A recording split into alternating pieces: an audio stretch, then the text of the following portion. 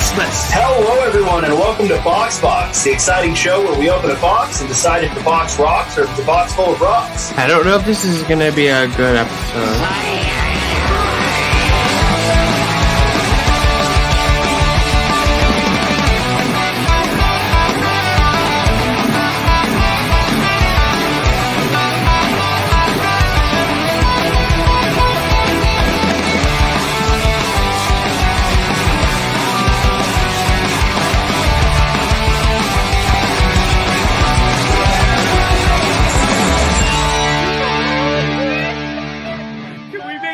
Pillows fucking useless shirt. Yeah. Ooh, suddenly soundtracks are here to provide you. Suddenly soundtracks will show you care. Oh, be more the soundtrack inside you with sweet understanding. Oh, with sweet understanding. With sweet understanding. Soundtracks are your friend.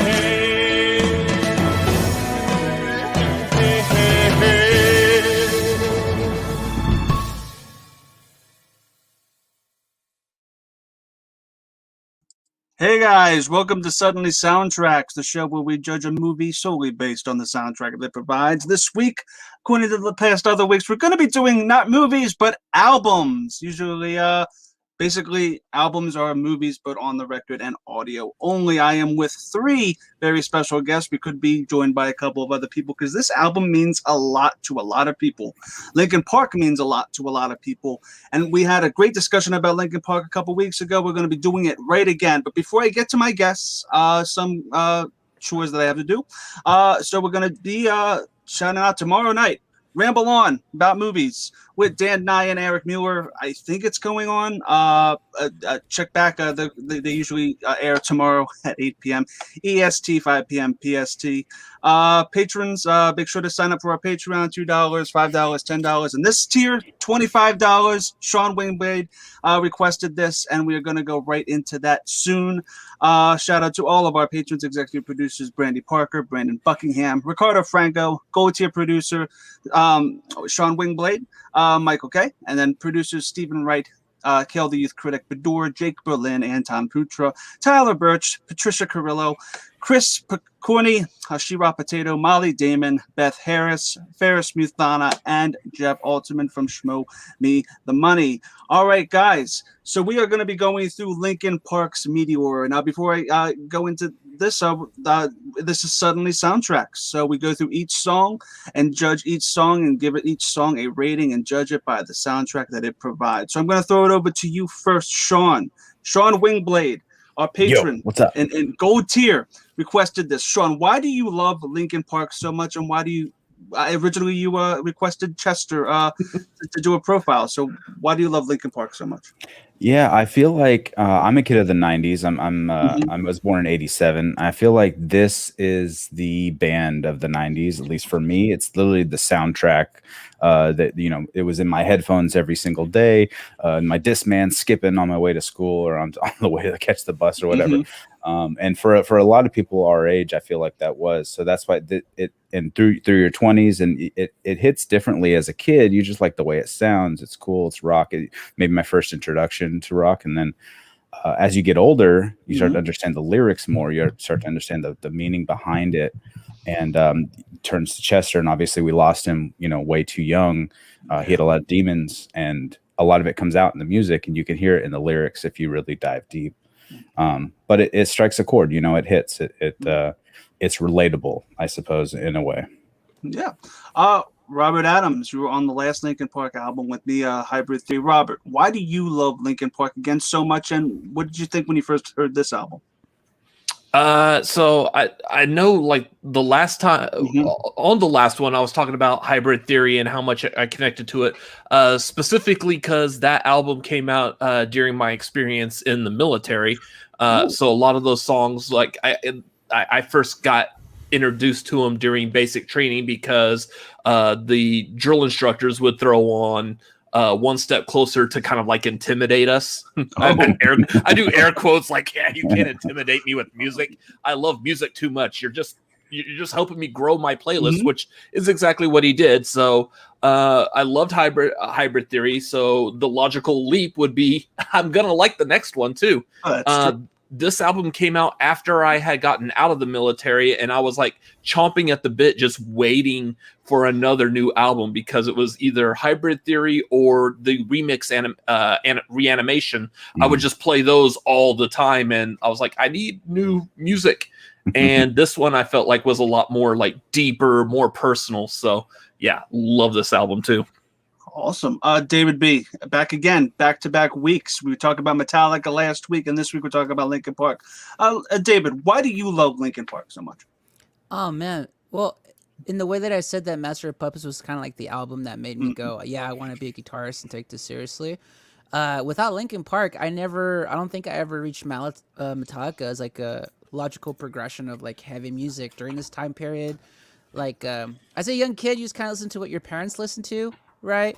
Or what's on the radio or whatever. But this is like around my formative years where I'm starting to form my own opinions and my own tastes and stuff like that. And I remember I was actually at a church group of all places, and a friend gave me like, hey, listen to this, it's gonna change your life. And it was Hybrid Theory at the time. And me being like a young 12, 13-year-old boy, I was like, this is amazing, what is this?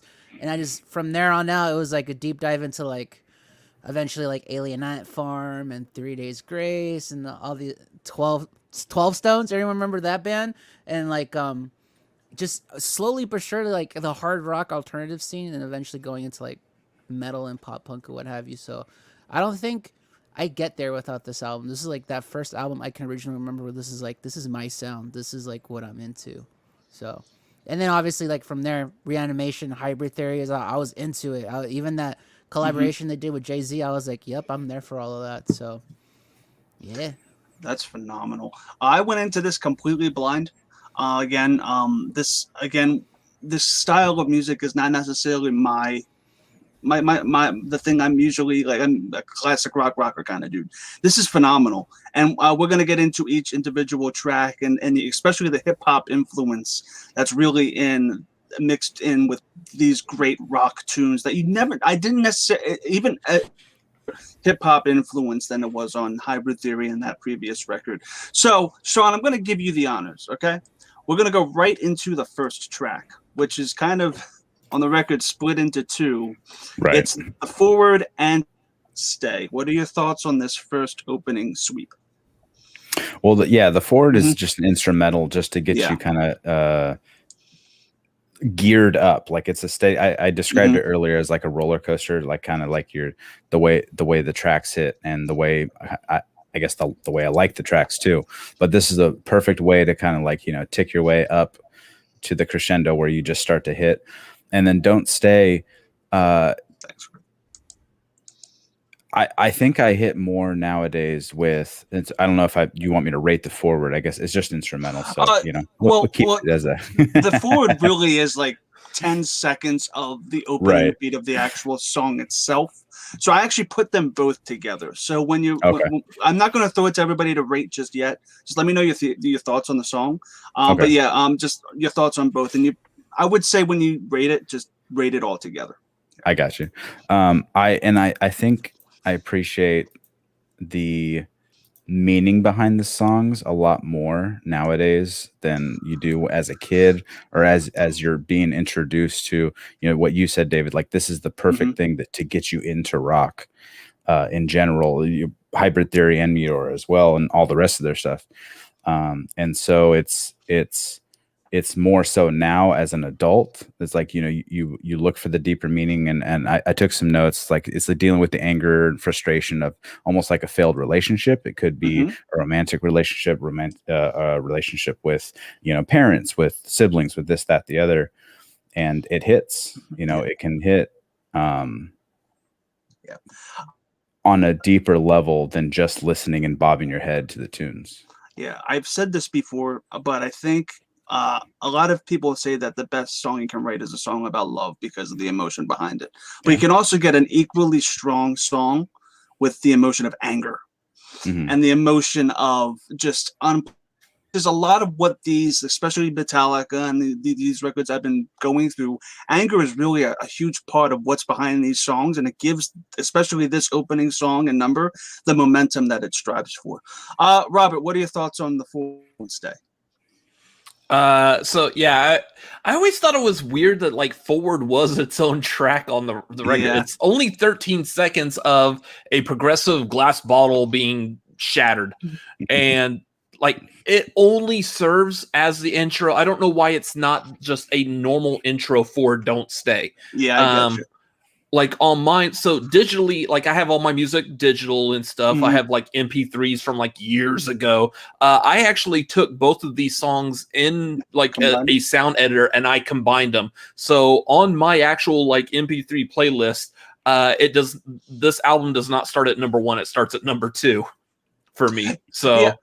I think what I used to do was when there's a couple records that I love where like the intro kind of morphs itself into the first song like it does here. Like there's options sometimes with I think it was iTunes back in the day had when you would rip a song, you could like merge 2 tracks into you can actually merge it when you're ripping it, which was awesome. Sadly, like with Spotify, you don't get that. So Spotify just has both tracks separate. So if you put it in a shuffle, it's a really awkward listen, and I understand that. David. We were having this conversation right before we went off the air. It's not a forward to me. It's an intro, and it's specifically an intro to this song. So it's really, it's an odd choice. I would love to know if there's a story behind like was that the band's choice? Was that a producer choice? Because I could see as like a musician being like, you like that intro because it's like it's got weird sounds in it. You're sampling like you know like bottles and what have you. So it's like this is kind of fun. We're having fun with like sounds, but like at the same time, it's like if you're writing like in this case like a pop / rock album, like you just want to like jump into it and make the track stand on its own. So I can kind of see both kind of arguments. It's interesting. It would be interesting to know whose idea was it. That being said, the Forward, it's fun for what it is. I don't agree with like the whole making it separate track, but whatever.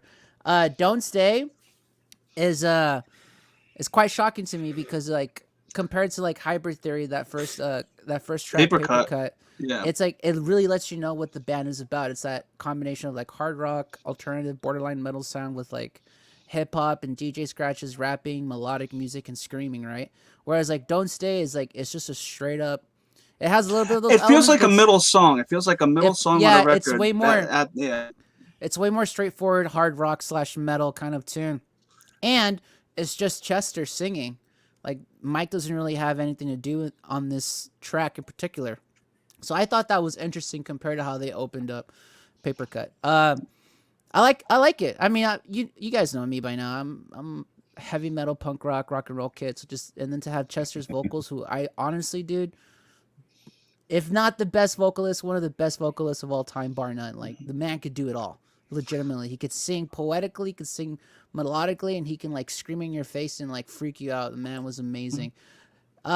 Straightforward track, open up on a banger. Why not? Yeah. Chris Doman in the chat says, Don't strikes me musically as the example of the album taking the sound of Hybrid Theory while purifying it and tightening. Yeah, it does kind of sound like it's trying to establish the fact that this is a tighter album musically than what their previous record was trying to entail. Production-wise, it's definitely a tighter album production-wise. You can just hear it in the production. I wouldn't... This is what's hard, right? Because everything... Because they don't make this album again ever after this. Like, their sound completely changes on the next album, right? Their sound changes on all albums. I know, they're always constantly... They're not... They're constantly reinventing. Yeah. So it's kind of like... To me, this opening track in particular, because I feel like there's other tracks that take that Hybrid Theory sound and make it better, in my opinion.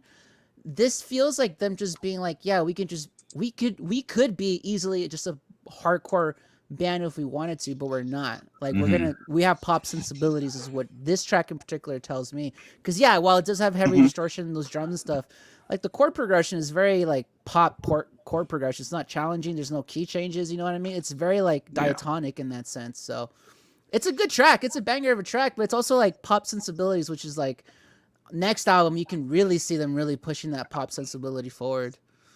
So So this guys, is why I'm here, by the way. I'm here from music school. Please continue. So guys, the whole point of this show is to go through each song track by track and give it a rating. We kind of alluded to it when Sean brought it up, but this is the rating system. Hard Rockin' 6 out of 5. You're only allowed 2 of them. All right. Rockin' is 5 out of 5. Downloaded is 4 out of 5. Shuffle it is 3 out of 5. One time listen is 2 out of 5. Skip it is 1 out of 5. And if any panelist needs this skill again, I can always put it up easy sauce. So Sean, I went to you first. I'm going to go to you first again. What do you give the forward/don't stay? Since we only had 2 6 out of 5s, I tried to do the same thing with my 5 out of 5s, keep it tighter. So this one is a 4 out of 5 for me, just because it's exactly. It's the perfect opener, like you guys said too. And it is very similar to Hybrid Theory because they do, as albums go on, we'll get to it more, I'm sure, they completely change their sound as the years go on. So this was, a great way to open up this album to remind you what kind of band they are, or at least what kind of band they started as. What I'm going to do is this. Usually 9 times out of 10, I give an opening number a rockin' flat out because it has a lot of responsibility. The fault of this song, and actually David or Robbie, one of you brought it up, was that it felt like kind of a middle song. It didn't properly establish, I don't think it properly establishes the full sound of the record. Because again, we don't have the rap beats that are constant in this record. It doesn't establish that, and it kind of feels like it's a filler song in the middle that was put at the start just to grab the audience in artificially. Yeah. I hope what I'm saying is making sense. With that in mind, this isn't a bad song. I do wish the forward and the second and Don't Stay were combined into one track. But as a whole in the package, it's a solid track, but it's a solid download. It's not a rocket to me.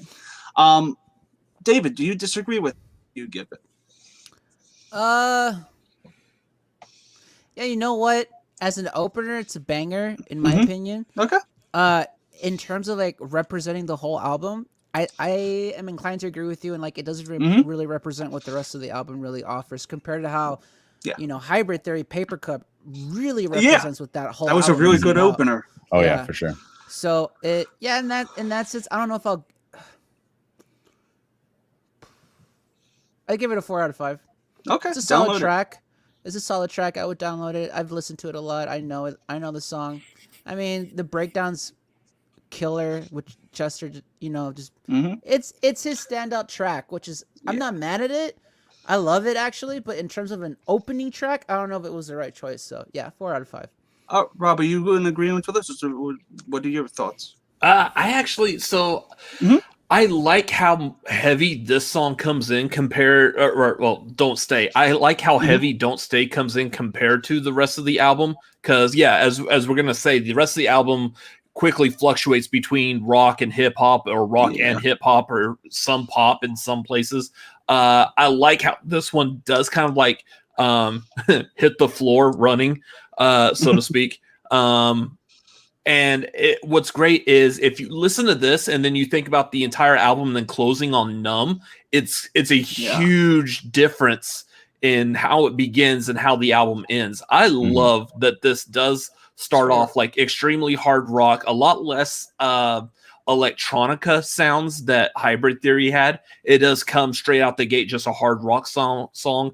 I'll give this a 5 out of 5. I love how this begins. It's not paper cut. It's true, but it is good for what this album is. All right. So, Rob, I'm going to go to you now first since you went last. Somewhere I Belong. This one's a biggie. What are your thoughts on Somewhere I Belong? So this was the first single off the album. It's what kind of sold everything. This is the one that I feel like, for the most part, this is one of the ones that's the closest sounding to Hybrid Theory.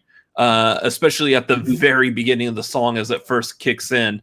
It does have a lot more electronica sound to it. So, yeah, I like it. It is kind of a little bit different from Hybrid Theory, but yeah, I don't know what it is about it I like. I'm pretty sure David B's going to tell me, but it's a good song. But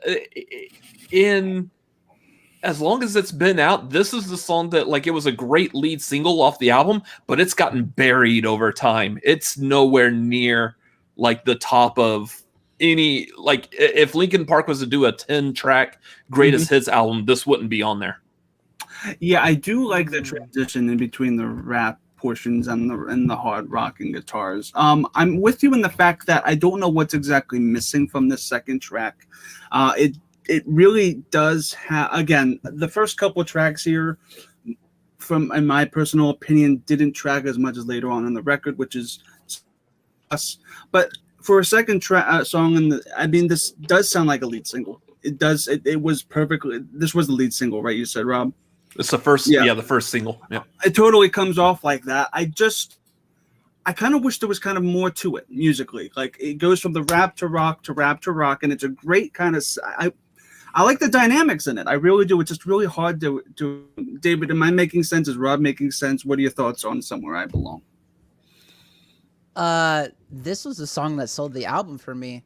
Okay. I love this track personally. I think what Mike K said in the comment section, I totally agree. This is what a refined Hybrid Theory sounds like. It's got the heavy guitars. It's got the hip hop scratches, that new metal sound with the DJ. It's got the rapping. It's got a breakdown. It's got cleans. It's got heavies. And the whole time, this is what's interesting to me about the track, right? It's very pop sensibility in the sense of, like, the chord progression never really changes. It's just the way they incorporate the chord progression throughout the song. Like, for example, like the chorus is the big guitar parts in the beginning of the song, right? And then the bass line kind of moves those chords to the verse, while the guitar just kind of plays like this tonic chord, this pedal tone chord over and over again. It's very radio friendly. In fact, every song on this record doesn't. Yeah. 3 minutes. And this is where I mean, like, the whole pop sensibility, where it's like they could do the heavy and the aesthetically pleasing sounds of, like, guitars, drums, and like a rock band. But it's like it's very like, oh, these guys could do pop if they wanted to. This could easily be a pop song or even like an acoustic song if they really wanted it to be, just based on the chord progressions alone. I love this track. I think it's one of the better tracks on the album for sure. I think this. Yeah, with Mike K said it best. This is literally what Hybrid Theory refined would sound like. Not reanimated. It's a different sound. Refined. Sean. I love everything David said too about it. Yeah, this is this is absolutely the song that sells the album, because you said it too. You said it's very radio friendly. It's absolutely something you could turn on even if you've never heard them before, and you can get into it. It reminds you of what they did before if you're a fan, and you can get into it and jump forward. Once again, like, you know, it hits different as a kid when you're like bobbing your head versus now, and it hits on a more meaningful level with the lyrics and what the song is about. And I think it could be tied to Don't Stay a little bit, in the sense of, like, Don't Stay is about, you know, dealing with like a relationship, you're failing, you're this and that, and then this one is more about, I can do better, I want to be better, I want to move on, and kind of like I need to lick my wounds and move on with life type of thing. And if it's more about the sounds, it's great. It's exactly what Linkin Park is. And then you deal with the lyrics and you hear the meaning of what the band is trying to get across with what type of message they're sending, you know, out to the people type of thing. Or, you know, you're writing about their experiences, about stuff they've gone through. I would honestly, like, this track to me is like emo before emo was a thing, right? Because it was like this is like around the year where it's like you know, like I was like 13, 14, so hormones are all over the place, and it's like you feel angsty, and you're like, I don't know how to describe it, and you put this album on and you start crying. Chester described it perfectly for me. So, but yeah, I need to heal. Yeah, I want to feel like I'm somewhere I belong. Jedi McPimp, great username, by the way, Jedi McPimp, and great Tenacious D icon, says it's the emotional core of the record. the rest of the record, setting you up for where the lyric. Oh yeah, definitely. Yeah, absolutely. I'm really good. Yeah. This feels more like a true representation of what the rest of the album is gonna be like compared to Don't Stay. But that being said, if they were to put this on the beginning and make this like the number one, it would have been an odd opening because of that mid tempo range. It's not really like in high octane type of song. And then like again, the verses, it drops, it's clean, it's mellow. Even though the chord progression is like it's very dynamic. Yeah. The chord progression stays the same throughout the whole track. It's just the way they interweave sounds and production to make it sound different while harmonically speaking it's not. There you go. Putting my master's degree to good use. Hey. Robert, you and your beautiful kitty cat, what do you give Somewhere I Belong as a rating? Wait, the cat must go first, though. Oh, the cat must go first. Ask the kitty. Lola, what do you think? Lola. She doesn't speak English. She's a cat. Oh, she's so cute. I would actually probably rate this. It would have been probably higher, but I mean, I still love this song. But like I said, I feel like it gets kind of lost with a lot of their other songs now. It's not even one of my favorites on the album anymore. I would actually give this a 4. It's a good download. Yeah, it's a download for me too. It's not bad. It's just it's just missing something, and I don't know what it is missing. It does have great, as David described it, it has great dynamics, great chord progression. Also, I like the rap verses, and it doesn't sound like a opening number. It wouldn't have fit as an opening record. It's not completely rocking to me, and it's just hard to explain that. Sean, what do you give Somewhere I Belong? Well, you said not an opening on the record, but it was, like you said, Robert, it was their first single. It was their first single, yes. Yeah. So it was, the opening to, hey, this is our new album type of thing. In a sense, if you're a radio listener versus just buying the album as soon as it releases. I give it a 5 out of 5 because rocking. Yeah, because it's like, hey, we're back. We're back. You loved our sound. Come get our new thing, and it's exactly what you want from them, especially after coming from Hybrid Theory. It was exactly what you wanted to hear on the radio on a regular basis.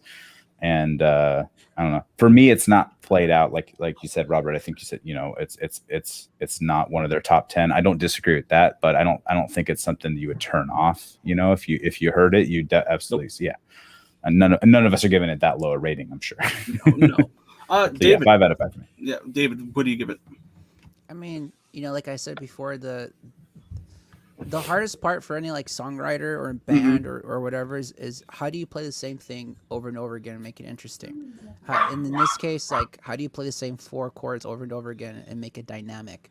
And it's literally like what you said. It's the range of dynamics, the bringing it down with the clean guitars, the rapping compared to like the that big guitar chorus is so clean, by the way. It's such a good tone with those like crunchy guitars for the chorus and stuff like that. Chester's vocals juxtaposed with like Mike's rapping voice. And like again, we're not there yet, but it's really like to me. This is like a foreshadowing of like what Numb's gonna be at the end of this track a little bit. A lot of these songs are building up to the biggest song of the record. Yeah, which is like dynamics, which is like usually in pop music and rock music, usually the dynamic, especially rock music, dynamics just loud, but this one really knows how to come in and out. It has those peaks and valleys. So I give it a 5 out of 5 for that one. I think it's a great track.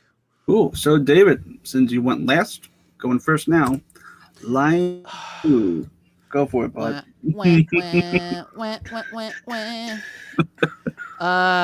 Sounds like your CD's going. Big walker. This track's odd for me, just because it's like we open up with that banger, then we open up with like this emotional kind of like almost ballady, pop-ish kind of a tune, and then this one gets really weird. Like the chord progression is very odd, the guitars are very heavy, it's really angry. You know what I mean? This track, more than any other track that I feel like Linkin Park has produced, is it shouts new metal really loudly. This track to me personally, oh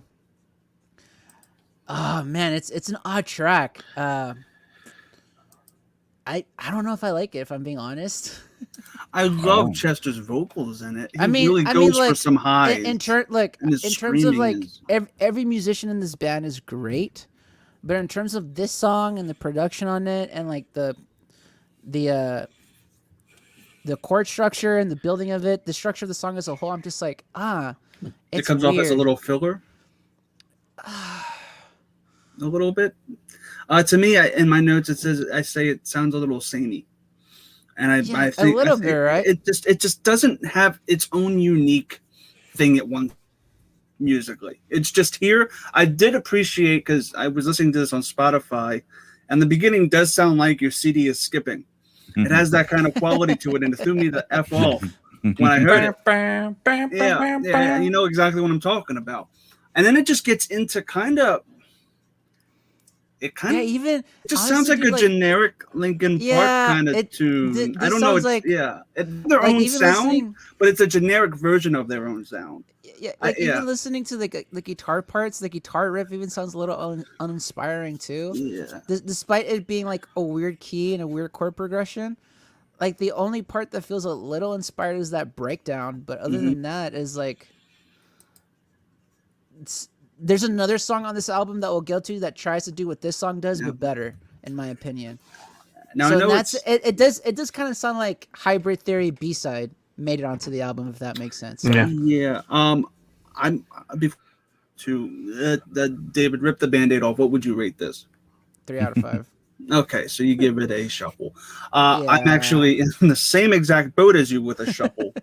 And it really sounds bad because we're now 4 songs in, and I've given nothing a rockin' yet. And it sounds like I probably don't like the record. I do. This record is really, really solid, and when it really, really goes for it. It's also sprinkled in, kind of, in my opinion, with some mediocrity and some songs that I wish could have stood out a little bit more than they do, especially this opening sweep. The opening sweep is all downloads for me. Usually the opening sweep is the most important thing on the record to get your audience in. And for me, it just didn't get the 5 out of 5s that I thought it would. This song goes even less. Shuffle it. It just didn't. It just doesn't stick out. Sean, I would argue real quick, because there's people in the comment section saying how like they love this song, but it sounds better live. That's the thing, though. We can't judge a song based on like its live performance or how they decide to maybe change instrumentation or production live. And I think one of the hindrance for this song is clearly the production, whereas like just sonically speaking, it sounds a little thin, the production, right?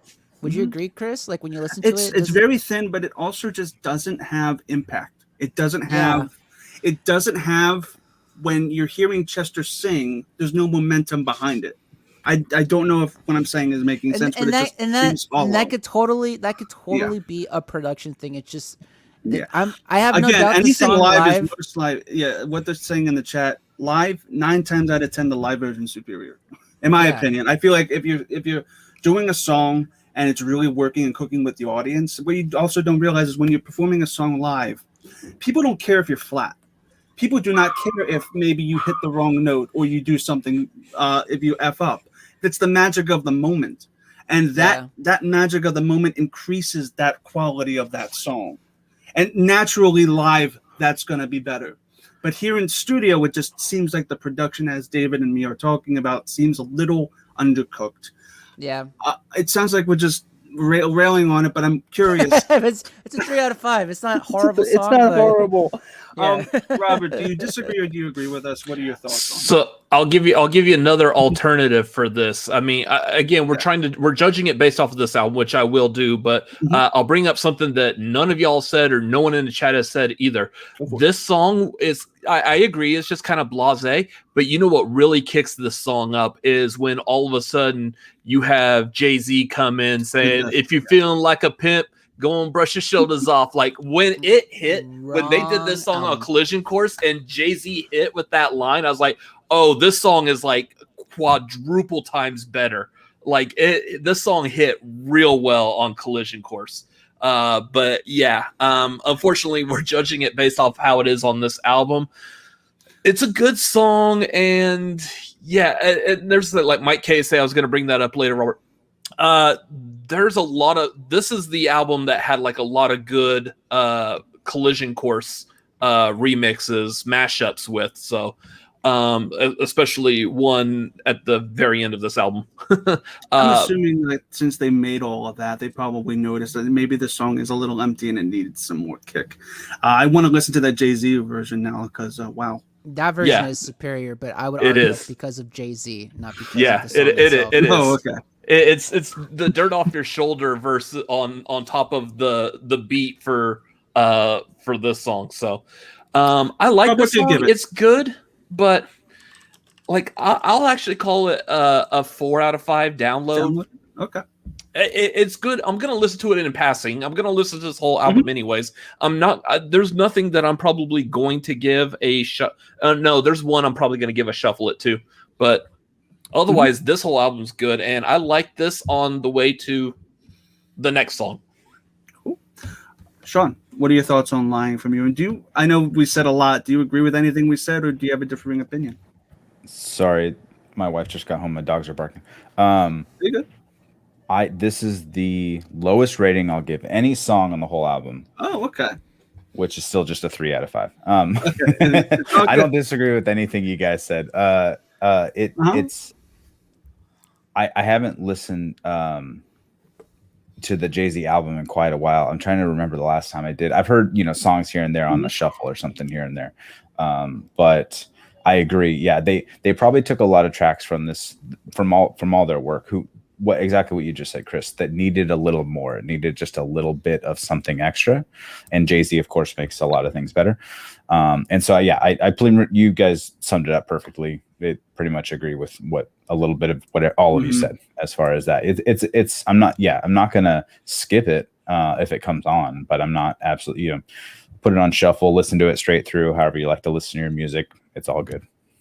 Awesome. It's not one I click on, but I'll listen to it when it comes on.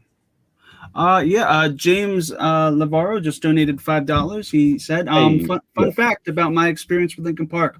I saw them open for the Cottonmouth Kings 10 days before they released Hybrid Theory. Robert might even know the venue, the back room off of Riverside, where Emos is now. What's up, guys? Huge fans of all you. Thank you so much, James, for the $5 donation. Yeah, we're in StreamYard. James and me went to school together, so yeah, we're both familiar with the Austin Round Rock area. So yeah. Also, guys, keep bringing in your donations for streamlabs.com/the PJ Campbell Network. The link is in the description. You're the man. We appreciate it. Yeah, thank you so much. I will. I have it open here. The thing with StreamYards is they haven't integrated Streamlabs notifications into it yet. And I'm not doing this from OBS, so I don't have that popping up. So, I'll just try to keep an eye on that more. Thank you guys so much for your constant generosity. All right. Did you give a rating for it, Sean, before I 3 out of 5. 3 out of 5? Okay, cool. I'm going to go to you now next for the next song, which is Hit the Floor. Before we get to Sean, before Hit the Floor, I just want to say one thing. I should have mentioned this earlier for Somewhere I Belong, but the thing that I also loved about Somewhere I Belong, specifically the music video, is that it opens up on a Gundam model kit. And I was a huge Gundam anime fan at the time, and I was like, what? People know what anime is? So, this album... About the music video?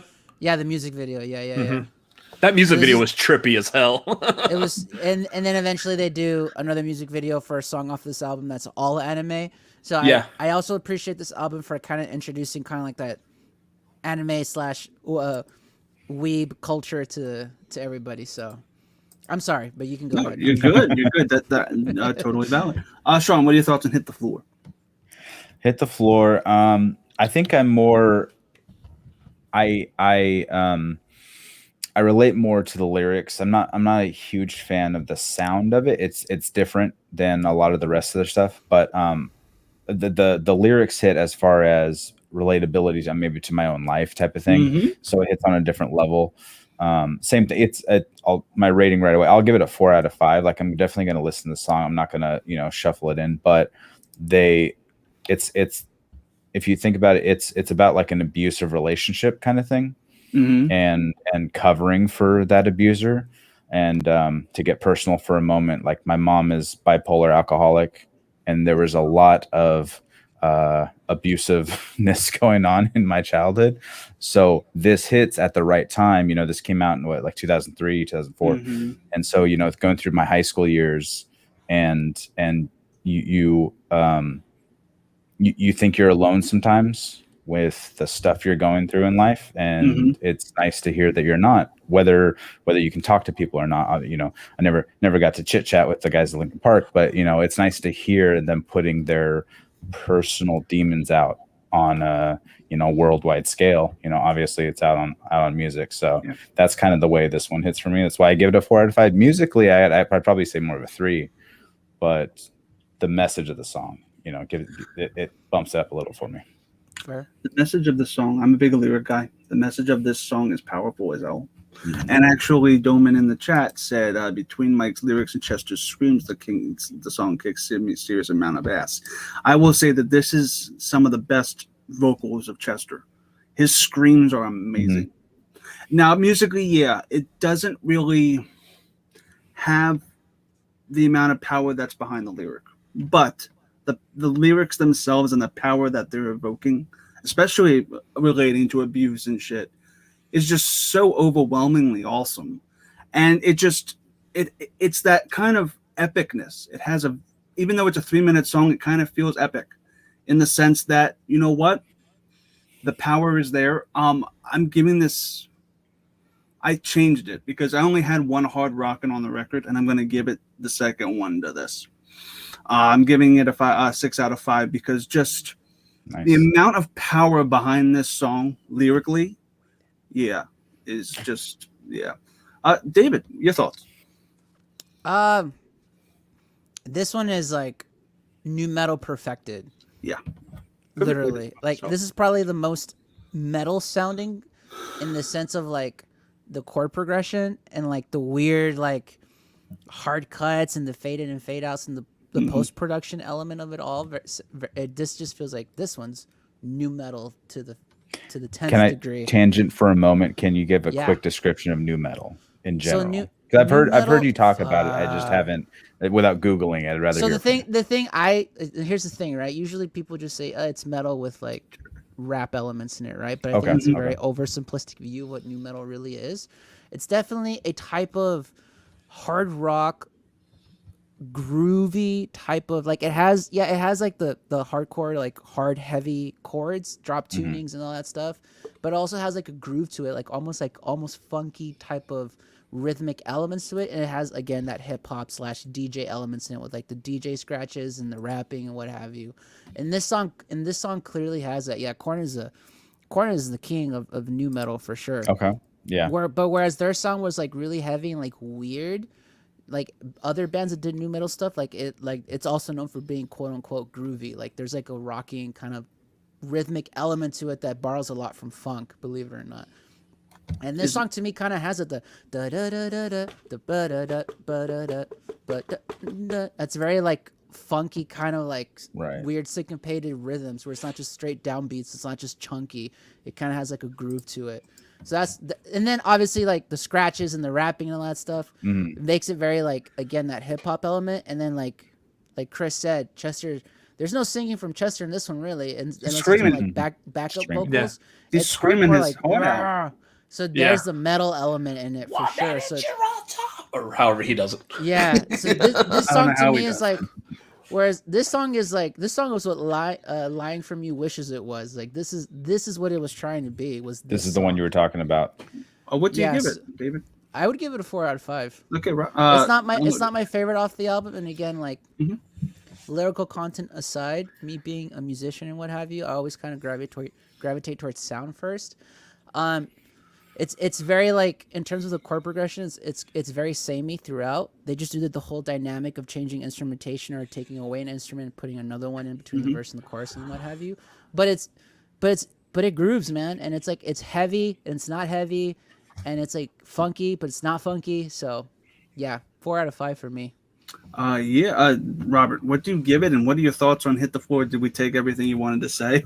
Because I agree. This is like the heavier version of Lying From You. That's exactly right.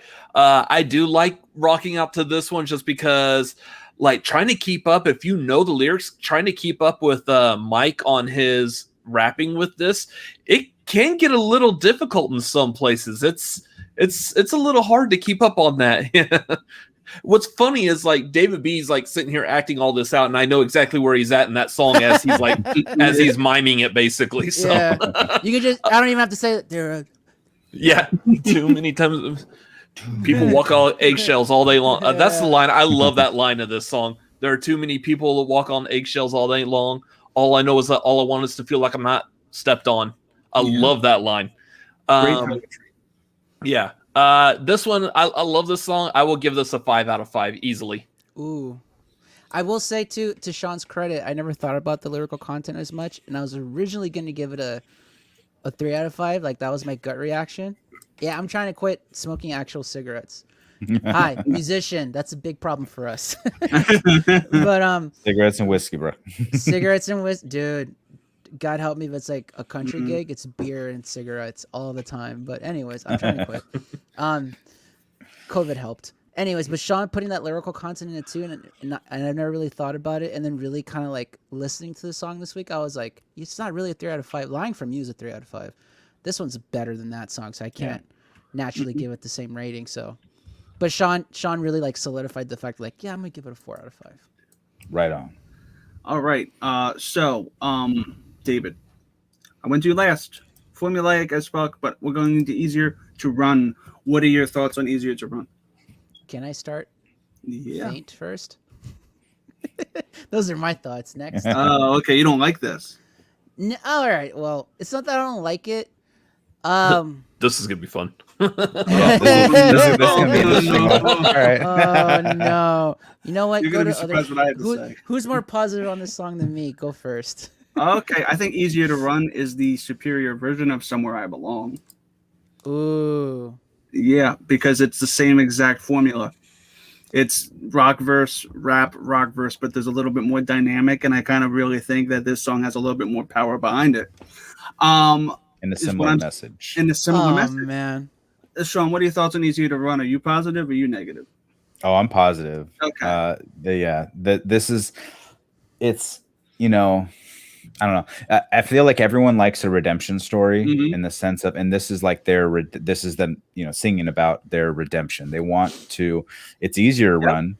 If you just, you know, break down the lyrics and the name of the song, it's easier to run, but you have to stand, you have to take responsibility for your actions. You have to do better in life. If you mess up, you can't just run away. That's the easy way out, you know, in a sense. And I think this is my first 6 out of 5. And I'll say that, you know, before you ask me about it. Wait, what David has to say that. I feel so bad. Yeah, it's an emotional power crawling. Let me reassess my I feel like criticism real quick. And you know, I've been talking about the lyrics. I feel like I appreciate what the song wants wants their message to get out to the listener, and give them I don't know, give them some instruction, give them some guidance in life. You know, it's easier to run, but you have to stand and face your consequences. You can't just run away from your stuff. That's just that's how it is, me. Yeah, and when you have a song that again, I'm more of a, what's the term? Like a, not epic. I'm more of a singing instead of screaming type of fan. Especially when it comes to Chester, I like his voice in that sense. So, what's David? You'll help me out. What's the term for like an epic sound, opera rock or something? Vibrato? You want operatic? Maybe, yeah, sure. We'll go with that. Melodic. More melodic in that sense. He's not so much screaming. He's more singing at a loud tune. Yeah. It's That's very. I like that sound more. It's very clearly their ballad of the album. Yeah, a ballad. That's what I was trying to get. He used the word I was gonna say. You should have said it. I was throwing it out to you. That's what I was trying to. It's more of a ballad. It's more, you know, it's more of I'm sorry, Robert. Song instead of a scream. Robert, real quick in the private chat, put words you want to call dibs on. But legitimately, Sean, I get where you're coming from, but that prompts me to because I'm trying to reassess now my criticism. because with ballads I'm very up or down. I'm black or white. So Okay. I actually want to ask Chris if he would go next because I know he's a vocalist and I don't want to know what he thinks about this songs in terms of vocal performance and the melody, particularly in the chorus. What do you think about that, Chris? Look, I wouldn't say the vocals are perfect. They aren't. What I would say is that there's emotion behind it, and there's a character literally you can feel the character in the emotion of him singing. Is that making sense to you, David? Mm-hmm. Yeah. Chester's but taking like the lyrical content and the message aside, right? Mm-hmm. Just in terms of sonically speaking, melodically speaking. Yeah. What do you think of like the melody and the specific choice of like notes they use, especially for the chorus? Because if I'm being honest, that's kind of the thing for me.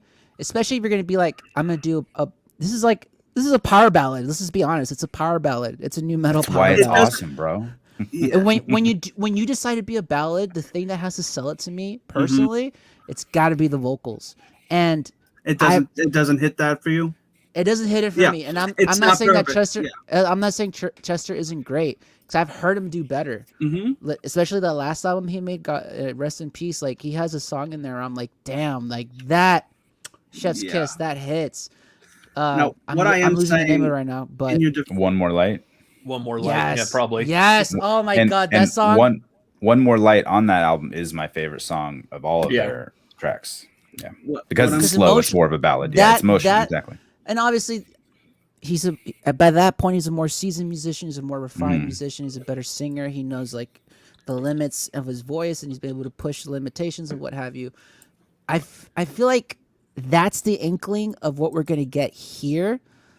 That being said, to me, and I think Chris said it too, it's not executed to a point where I can thoroughly enjoy it, if that makes sense. I get what you're saying, because the way he's singing on this track would probably translate better live.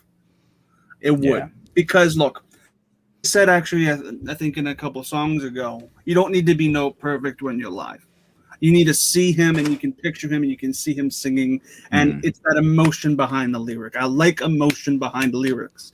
I like to feel that, and this song has it. I do appreciate it.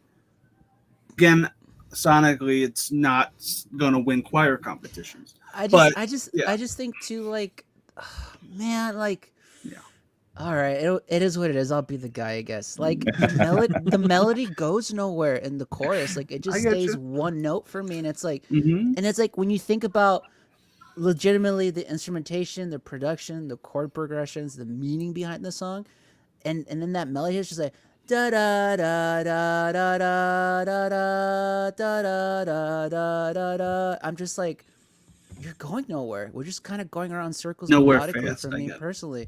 And it's like, I think that's what makes it hard for me, because it's like it has the potential, it's there, but unfortunately the vocals don't sell the rest of the song for me. It doesn't get to that point for me personally.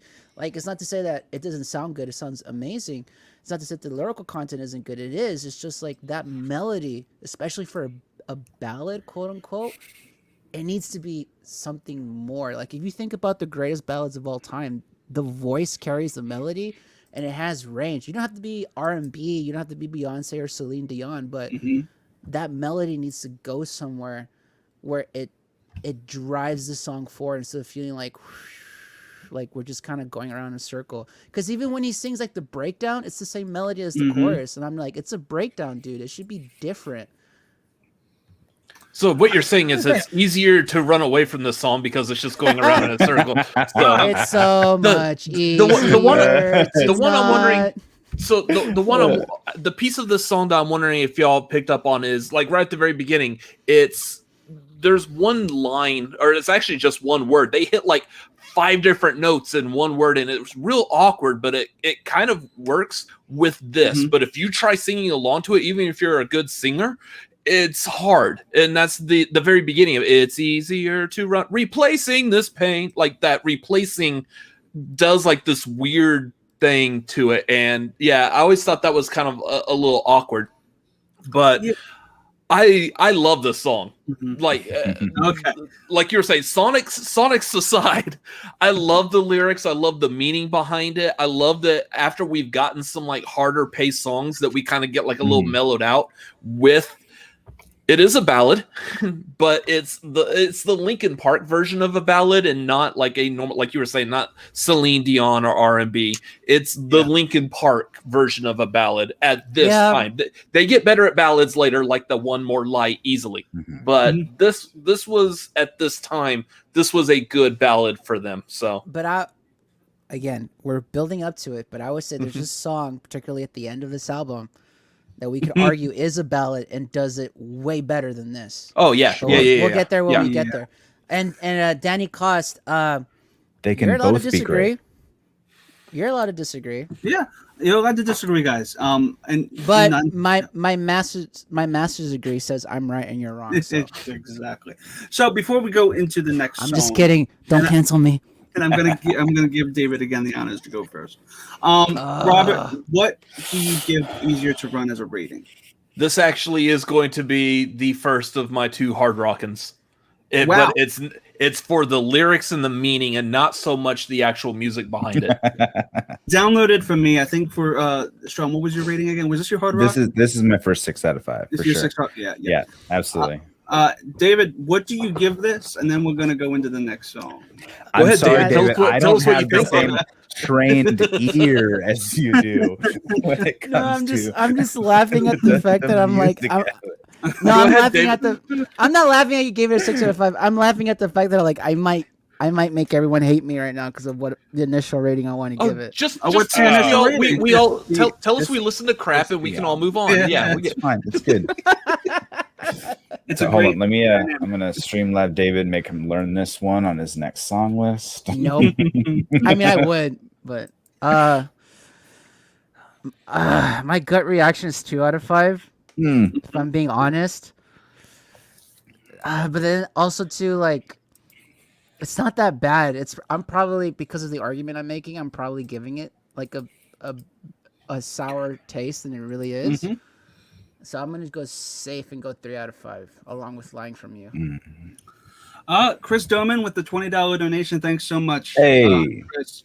No big you, message because you guys are talking about a great album and just wanted to give because I can. Thank you so much, Chris. Yes, thank you. Chris, for another $5, you can tell me how stupid and horribly wrong I am. Me and Chris go back way back to Take 3. He's a good dude. All right, Yeah, guys. it is. Yeah. What was your rating again, David? 3 out of 5. Fuck you. I think he said he gave it 5. You want to write that down? Chris, edit that when document? and where, Chris? When and where? No. All right. Well, I'm about to faint. See what I did there, David? Oh. Another transition. Actually, the transition from the previous song into this really kicks ass. So I would recommend you listen to the first song going into this because it gives it a lot of momentum and actually improves. I'm listening to it right now. Me too. So, Me too. David, do you want to faint or do you not? I don't know how that sounded, but I feel like this song. That transition makes me want to faint from the corniness of it. Oh, good lord, the puns, y'all. The puns. Oh, jeez. Hey, man. I am. A little bit of Anyways, loneliness. I Guys, love we this got to song. break this habit. I love this song. This song. Spoiler alert! This song's gonna get a 6 out of 5 from me because this is a banger and this is hard rocking, and this does what some of the previous songs that I had problems with better. It's particularly with "Lying From You" because there's a progression there from the guitars that are just octaves that don't quite work, whereas like the whole riff in this song is just octaves on the guitar, but it works here amazingly too. Rhythm of him spitting those bars is just so on. Yeah, everything's on So point. The on rhythmic point. element, the hip hop verses, the chorus is big. The breakdown's even bigger. If you listen to the drums, again, the drums have that funky element, but then when it's time to like just bang away, it does everything about the song weaves in and out perfectly. 6 out of 5. Don't at me. What I will say is that this song just sounds so perfect musically that I don't know how this necessarily would work live. Have they ever done this live? Oh yeah, They do it live all the time. That's like Oh, usually yeah. like one of their closers. Oh, okay. Then this must be It's usually this or Bleed It Out as their closer, which this and Bleed It Out do kind of sound a lot alike. So Bleed it out, I think a best a playlist of best live performances might need to happen at some point. I would say this is what Bleed It Out wished it was. Yeah. Robert, what do you That's thoughts? right. We'll talk about it later, Sean. On the next one. is that the next album? Actually, Is it the next one? Let me look. If Sean requests, Might be the one after. I think Bleed It Out is Yeah, Minutes. it is. It's the Yeah, next it's Minutes to album. Midnight. It's the next. There's a album. lot of good stuff to talk about on Minutes to Midnight. We got to Yeah. keep this rolling with that one also. So we're just go through all the Linkin Park ones. whatever Sean decides. Yeah, go for it. Rob, what are your thoughts on Fate? Oh, Fate is easily like the biggest like banging hit out of everything they've done. It comes out loud, it comes out hard. I love the music video, even though I hated the music video when it first came out, because like 3/4 of the music video is them in silhouette, and then it doesn't actually show them until like the breakdown or the bridge, I guess would be the correct part of it. Where Chester's just walking to the camera, just the calmly, I can't feel, and then it just goes off, and then you got like the whole band lights and everything. Like this song hits super hard. Again, another one of those that if you're singing along with it, good luck. I am a little bit of loneliness, a little bit of disregard. I have a little bit. But I do can't convince I you to remember this just music be video. I had to look it up. so I let Sure. go, watching you turn your back like you like you always always do. do. Take Face away, away. pretend that I'm not, but I'll This be is gonna here get 'cause you're all shut that I down.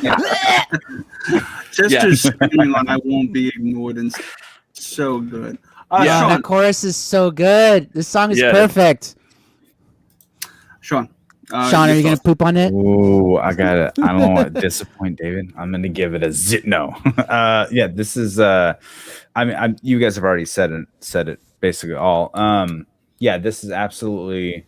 It carries a lot too of all of the best parts. I think you get the hard rock and stuff. You get the rap, that the fast talking, and the album. You were saying it much better than I was, David. But the way the beat is hitting too, and the chord progressions and all that stuff. I don't have that type of ear, but I enjoy it and I love it. It's not a 6 out of 5. I'm saving that one, but it's up there. It's for sure. It's fantastic. This is what the opener should have been. yes, Like that's exactly like this what- should have been the opener, and you can put "Don't Stay Here," but "Faint" should have been that opener. Yeah, I do like that transition though from "Easier to Run" into "Faint" though. That is good, but you could have had that transition into don't. It's just this song is rocking. This I can't give it rocking that I would probably give it if it wasn't for a certain song that we're going to be talking about later. But Spoiler alert: we're not telling you. I wonder which one we're all going to give our last 6 out of 5 to. Yeah. Session. But musically, You're not going to see mine coming. so much momentum behind it. Before we do move on, Rob, did you give your rating before we move on? This one I'll give a rockin'. Rockin', This is okay. 5 out of 5 easily. Sean, figure 09. Oh, sorry. 5 out of 5. If I didn't say it. On, did you on the not say previous it? one. I don't Okay. remember, but it was 5 Okay. out of 5. On the I will No, he figure it said out. he said What do you 5 out of 5 because he said he was saving his last 6 out of 5. Yes, I did say that. You're Yeah, right. yeah. Figure. Let's see. What notes did I take on this one, just to make sure I know what I'm talking about. Nothing never stops these thoughts that Well, page. it's I like it. Them. It's not. It's definitely not. It's not a shuffle. It's not one. It's not one I'd click on, but I'm not going to skip over it. Type of music. Again, hitting harder. It's kind of like learning from your past when you're thinking about it. And I like the music of it too. You can definitely. You can sit and bob your head. It sounds exactly like what you expect Linkin Park to sound like. You get a little bit of the screaminess of Chester. You get a little bit of Mike Shinoda, peppered in there throughout. But overall, it's a good song. I'm not going to write home about it, but it's a great song. I'm struggling to find stuff to talk about it with, and I'll give you a reason. This was my shortest notes, other than the two instrumentals. I made the very shortest notes of any of my lists on this song. This is gonna sound very stock, but again, it just sounds very filler, samey. Musically, it just doesn't stick out again. David, are you on the same kind of wavelength as me? And Definitely, and I think what hurts there's nothing to talk about with. I think what hurts this song, what hurts this song in particular, is it has to follow Faint. You're right, which is it such can't a live up to it. It's such a banger of a tune, and I kind of understand why they put that song after Faint, because Faint's so like up here the whole freaking time. You need that kind of like come down song, and this is definitely that. But I feel like we jump off the cliff from this song. Wow. Okay, Mike. It's like sonically and dynamically speaking. Does that make sense? Yeah. It's weird because I'm even listening to it right now, and it is kind of hard to pick up. Like, it's not a bad song. It has a good breakdown, has guitars, it has the sound we like from Linkin Park, but it's also kind of like it does kind of get lost with like everything else the album has to offer. So it's just, I wouldn't call it a filler song per se, because there's clearly like thought put into the song, but it's just nothing about it really stands out. Yeah. In particular, which is kind of like, I honestly think it's just the placement of the song, because it has to follow Faint. So I don't think it's fair for Figure. Yeah. But I just gave it a solid shuffle, and it works whenever you want to just put it on. It works as kind of like a momentum. I think that's fair. Yeah, it's a utility song. It's just a utility song. If you don't know, is just a song that you put into either a set list or an album, that kind of momentum between songs. It's not necessarily something that's meant to stick out, but something that's meant to engage the audience and have them continue to listen so they don't lose interest. And I think that's exactly why this was put in. It's just to get the momentum off of Faint into the next track. Definitely. As a utility, it works. And I'll just throw it the bone and give it a shuffle it. David, did you give a score? No, but I agree with you. 3 out of 5. It's not terrible, but it's not like a standout either. I'll shuffle it, maybe listen to it. Yeah. And before I throw it to Rob, what did you give it, Sean? I originally gave it a 4 out of 5, but I think I'm agreeing with what you guys are saying more. It might be dropping down a bit, and yeah, the best thing you said was it doesn't live up to Faint, and it's one of those. Yeah, it was a good way to kind of bring you down, so we can bring you back up later on. And I think that's probably where it's going to land. This actually one to probably just drop just from listening to your argument. So it's a 3 out of 5. Cool. Rob, now, do you have any differing opinions with us, or do you actually love this? Yeah. Okay, cool. Yeah. I'm gonna flip the table. Here's the, y'all are talking about like needing like a break coming down off of Faint. I argue that this is a slight string drawbridge, whatever connection to the next song, that this is like kind of slowly bringing it down, but it still keeps that beat. It still keeps that rock going with it. It might be utility, sure, but I actually really like this song. And especially if y'all seen that, I know this isn't the greatest movie, but that movie SWAT with Samuel L. Jackson, Colin Farrell, and a very early Jeremy Renner. Yeah. This song was in that movie as they're like cruising the streets or whatever type of thing, and it plays very well in that shot, in that scene of like the vehicles driving around type of thing. I absolutely love this song for like the lyrics aren't as good as say like Easier to Run, but I love the beat. I love the hard rock of it. This is my other 6 out of 5. Oh, I love this song. All right. I love how different Rob is. Really? I love how different Rob is compared to us. It's so. Like it's I mean, you're good. allowed. I mean, you're entitled to it. It's great. I mean, it's good for the show too, because we're not harping on every song. Whatever song we harp on, somebody loves it, so the audience gets both tastes, and that's all good in the end. Rob, I feel like I've been going to you last a lot, and I feel bad about it. So I'm going to go to you first with Breaking the Habit. I'm going to break that habit now. I will agree with David B. It's a fantastic music video. Even though I'm not into, I'm not really an anime person, I do love the artistry of that music video. And the stuff that they show in there, it's got like some great animation to it. So The song itself, because we're not judging the music video, the song is pretty good. I like what the song is trying to do, because it kind of fits like it. They're singing about breaking a very specific personal habit, but I feel like it kind of like fits in like almost any kind of need of breaking any habit, say like smoking. If you're trying to do that, I mean, maybe you're not singing like a very passionate rock song about it, but I mean, if you're trying to break a very close personal habit, whether it's changing your mind or changing something in your life, this song kind of fits in that mold in certain, at least in certain lyrics. But I like the song. It's not one of my favorites on the whole album, but it does. I still say it hits pretty hard. I don't know if you want me to rate it yet or give it the rating, bud. I would probably give this a 4 out of 5 download. Yeah, I think I'm on the same page as you. It is a download, but it is a really solid track, and I do love the lyrics of addiction and just breaking that kind. It doesn't necessarily say it's drugs, but I think we can kind of assume it is the addiction, and I just like its driving, especially that kind of synthesized drum beat that it has is really, really good, and it makes it stick out a lot more from the rest of the record because you're not used to the synthesized drum beats with Linkin Park. They don't really normally come up as often, and I think for this song it works beautifully. David. Oh, let's go, Sean. I'll go last for this one if you don't. Okay, Sean, go for it. Oh, I'm curious what you're gonna say. I like the song a lot. Yeah, and I appreciate the message behind it too. Breaking, you said what you said, Robert. Breaking the habit could be about anything. Smoking, cigarettes, poker, whatever. Women. You can,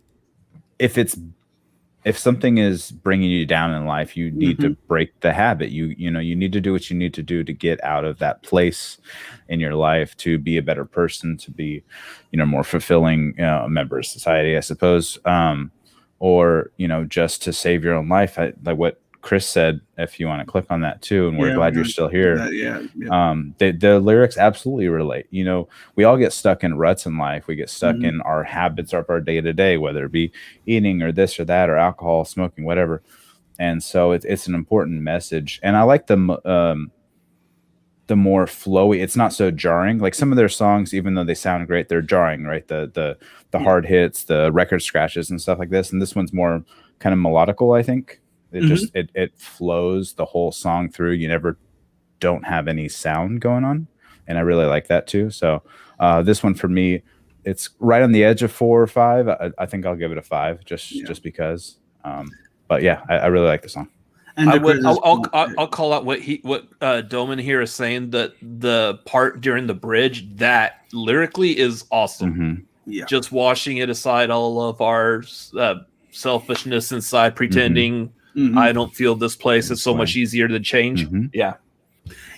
Oh no, that's the wrong lyric. Sorry. I changed it to another song. No, you're good. The thing is that this song in particular, if you can't, like Doman said, it saved his life, probably saved a lot of people's lives.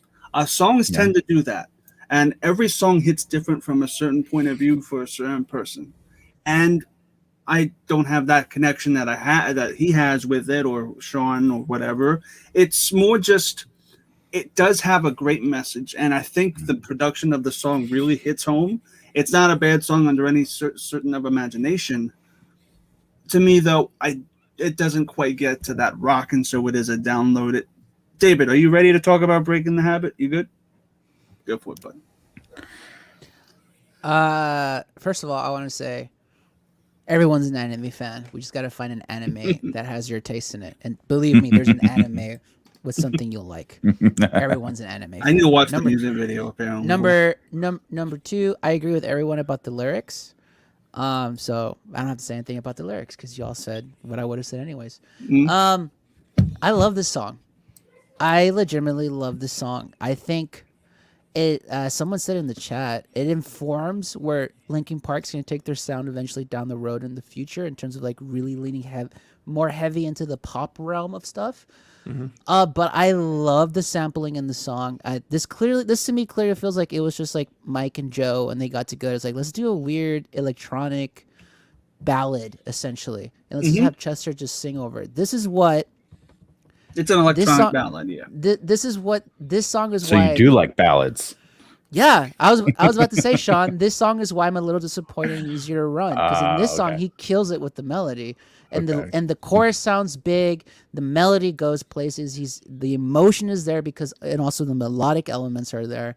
I love this song despite it kind of having like this mellow tone to it. I kind of love it for that fact. That's the point of the song, and it works in this tune. I love this song. This is a 5 out of 5 for me. Legitimately. It's completely different from the rest of the album. It does kind of bring you down, but it doesn't in a great way where it kind of like, it really makes you focus a lot on that message of like addiction and breaking that habit, whatever that habit might be for you, whether it's like, drugs, alcohol, toxic behavior, whatever, like. And the lyrics are so like general that you can apply it to anything, and maybe it attaches to you in some other aspect, which is great songwriting. Then the music serves that message. Like the music, like if you listen closely to the production and the instrumentation, like it does build and crescendos and decrescendos. Like there's string elements. They actually had string arrangement here from, I think David Campbell made the string arrangements for this song. He did a lot of them on this. A lot of the strings were done by David Campbell. And it's so lush and beautiful, and it fits the electronic elements so well. Again, because of the pop elements of like the pop chord progression. So of course the strings have space to play around with, like the scale, but it never distracts from Chester, who is the middle focal point of this song, as it should be. And this song is why I'm disappointed in Easier to Run, because this song fucking crushes it 100 times harder than Easier to Run does for me personally. So this is a 5 out of 5 for me. Perfection. So that's what I say. In my defense, the song that I was misquoting was Easier to Run instead of Breaking the Habit. Breaking the Habit is the All Painted on the Walls. Because I just let you go with it because you shut it down. I do get that confused, but yeah. But you know what? At least I can't make the nobody's listening transition because there's a song in between. So David, from the inside, are you ready to go first? Let's see if you can. Everything from the what is the word you use? Utility song? Utility song. It feels like it's just going into nobody's listening. I don't know, man. Like this is the hard part about this album for me personally, because I think I was telling Chris about this earlier too. Like the nostalgia, and like initially when I first listened to this album when I was like 13, 14 or whatever, there was like three to four songs that really popped out for me. Don't Stay, Somewhere I Belong, Faint, and Numb. Like those are the immediate songs I gravitated to when I first listened to it, right? Trying to remove that initial emotion and reaction and listening to the album as a whole, I still find myself gravitating more towards that sound, but also surprisingly enjoying other tracks like Breaking the Habit. This song in particular doesn't really stand out to me at all. This does kind of feel like a utility song to me personally. Not that, again, it's so hard to like, because it's not a bad song. Like there's albums you listen to, you're like, that's a bad song. Why would you put that on the record? It's also a single. Yeah, so it's like, I get it. I get the but in reason. Terms, and I don't know if it's just like the way they arranged the album that doesn't serve the songs. And I feel some of it is that. I feel like some of the arrangement of like where they place the tracks is, there's a couple of mistakes there for me personally, I would think. Like the clear indication, like Faint should have been number one instead of Don't Stay. But anyways, nothing in particular. Yeah, the breakdown's amazing. That's probably the one standout. I won't waste myself on you. I do like the fade into this song. I do agree with though. Yes, I feel like there's a standard for an album release. 12 songs. All right, 12 songs. This record has 13. One track. The forward. The forward doesn't count, and basically there's an instrumental that we'll get to soon. That instrumental's funny too. It's also we'll get to it. But from the inside, again, I kind of agree with you, David. Nothing sticks out. Very samey. I think the problem with this too is it's like listening to it. It's like it has a lot of the same elements of what Somewhere I Belong kind of has, with like chunky guitar beginning, then like that clean melodic verse rapping in the middle, big chunky, and then there's like a breakdown. And I think what makes it not stand out is because we've already heard that prior in terms of like the album tracking list. So maybe that's why too. It's like I'm not saying it sounds exactly the same, but the structure is eerily similar. Everybody. Interesting. Chris says that he rearranged it and put From the Inside as the closer, and it worked. I guess that could work, but let's go for this. A utility song, by my personal definition, will be something that complements the track before and the track after. I can't, with my full heart, say that From the Inside complements the next a lot, just because of how the next song starts. With it doesn't have the same momentum going into it as something like Faint did with the track after that. I hope what I'm saying is making sense. This just feels like they put out the track list for marketing and probably contractual reasons, and they put this song on, and it wasn't a B-side on a single or something. That just seems like what happened here with this song, and it just doesn't stick out too much. So to me, it's a shuffle it again. Again, it's not bad. It's just I'll take it or leave it. Before I throw it to Sean, David, what do you give From the Inside? Come back to me. I really got to think about that. Okay, he's having a internal complex issue. I'm having a moment, a personal moment of crisis. Sean, what are your thoughts on From the Inside? Do you agree with me? I don't think I have anything new to say. But I enjoy this song. It's a 4 out of 5 for me. Okay. As far as and I think we've discovered that I'm more of a ballad fan tonight. I enjoy those parts of Linkin Park, of all artists in general. That I enjoy the more singing parts. I've never been a huge screamo type fan, so those parts kind of pushed me back in a little bit. But I enjoy the song. It's nothing new to say about it, what you guys already didn't say, but 4 out of 5 for me. Rob, I like this song, but I kind of agree. There's parts of it that really do feel like it's a filler, a utility type song. I do like, again, going back to Chester screaming there at the end, that I won't waste myself on you. I love that. Especially because he's able to hit that scream and maintain it through all those words. That's like super impressive.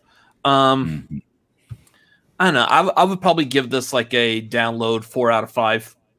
It's good. Yeah. I do want to just stress that utility does not mean bad, because when you go to a live concert, you need to have something that's keeping your senses engaged between songs. So you might not get a hit. You may not get somebody singing a hit, but that's there to keep the audience engaged. And on top of that, you're learning a new song, and it's introducing people to new stuff. Hits are not necessary for a show. It's the rhythm of the show and the rhythm of the set list, and that includes albums. And if a song is here, like in my opinion, From the Inside, that doesn't complement the song before and the song after, it's just sitting there like a log. It's not that bad of a song. It's not terrible. I gave it a 3 out of 5. But we're going to move on to Nobody's Listening. Sean, what are your thoughts on listening? Did David hadn't rated it yet. David, what did I'm gonna say purely for that breakdown, because that breakdown is really great. 4 out of 5. Listen to it for that breakdown. Yeah, before we do move on. Yeah, Jim Steinman did pass away. I'm in talks with Max Bartos. We're going to do something with Jim and a Meatloaf record down the road. I would like to talk about his music. But scheduling right now, I can't really do much. I would love to talk about Jim's record in the future. So, records. He has a lot of going down. But Nobody's Listening. Sean, what are your thoughts on that? I'm not a huge fan of this one. Okay. And for Linkin Park, I think this is more of a Fort Minor song. I like the flute. I really like it. I enjoy that. Yeah, I enjoy the song overall, but I don't like it for Linkin Park because I feel like it has so much of Mike in it that this is more of like, hey, let me get a little piece of this, and then he goes off and does his own thing, later on. But this is to make up for the fact that he's not a part of the first song. Sure.